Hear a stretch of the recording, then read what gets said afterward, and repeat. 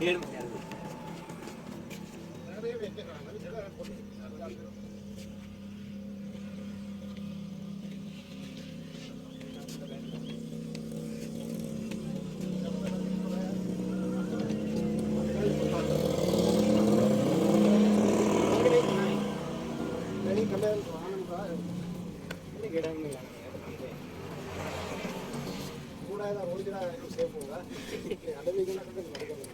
ਕੱਲੇ ਨਹੀਂ ਬਾਕੀ ਇਹ ਕੱਟ ਲੈ ਤੇ ਕਿਹਾ ਉਹਨਾਂ ਕੱਟ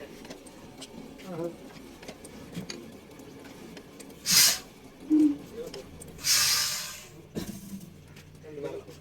ਸਾਨੂੰ ਪਤਾ ਲੱਗ ਗਿਆ ਇਹ ਸਾਹਮਣੇ ਨੂੰ ਵੀ ਥੱਲੇ ਆਉਣ ਲੱਗੇ ਹਾਂ ਪਤਾ ਨਹੀਂ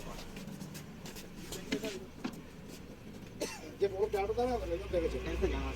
ਨਹੀਂ ਮੇਰੇ ਬੈਠ ਨਾ ਆਂਦੀ ਸੀ